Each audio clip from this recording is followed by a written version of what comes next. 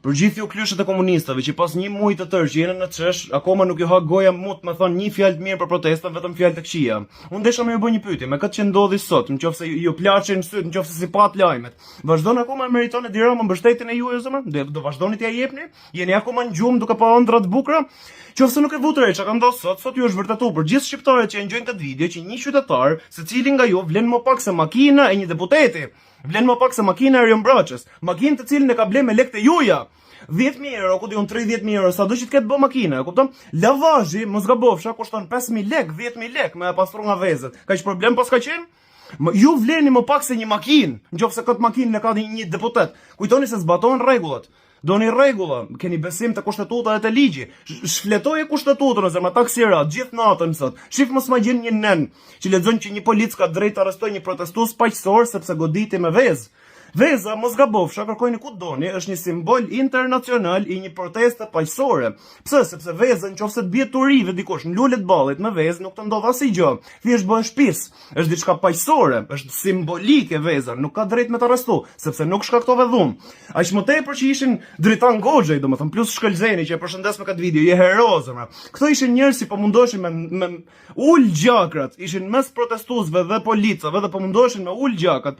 Shkojni shihni video. Shkojni kërkoni mos e gjeni në nën të tillë që ka drejt me të arrestu polici. Shkojni kërkoni, a ka në nën që lejohet me të arrestu polici pa të thonë numrin e distinktivit vet plus emrin e vet, plus me të thonë arsyen e arrestit, plus me të lexuar të drejtat e juaja. Kujtoni se ka ndodhur këto, kujtoni se jetoni në një botë me rregulla, e meriton akoma mbështetjen e juaj ky njeri.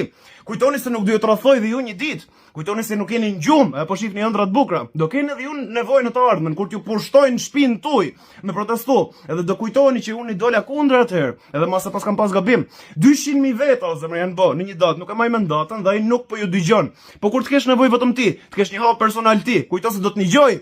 Ky është njeriu që po mbështesni. Ta merrni vesh gjithë. Qofse nuk e morët vesh, diçka e bukur që ka ndodhur në parlament sot është që PD-ja bëni rolin si opozitë për herë të parë pas shumë kohësh, edhe dha një sugjerim që hajt hapim një debat në parlament, edhe mundohemi të shqyrtojmë ca nga kërkesat e protestuesve, sidomos pastaj të mundohemi të plotësojmë ca. Fakt PD-ja ma kupto se s'kam qenë kurrë me ta, s'kam qenë kurrë as me anën tjetër. Fakt të dy, Rama Burg, Berisha Burg, gjithë parlamentin Burg me mgjumu, e kupton? Por të paktën e bën punën e vet. Po mundohen me u duk si ëngjëll, sikur janë nënën tonë, e kupton? Puna është se për shkak se i keni dhënë 83 mandate, se gjysma e shtetit janë akoma klysha komunistash, për shkak të kësaj, zemër, parlamenti votoi me shumicë votash që të mos shqyrtohen kërkesat e protestuesve. Parlamentit nuk i plas për ju. Kaq dhe më u thon nga shpirti, duhet zgjoni nga gjumi, zemër. Ndërkohë që u mor ky vendim, që nuk i pëlqen askujt, që është akoma njeri i ndershëm, akoma me ndjenja dhe jo robot.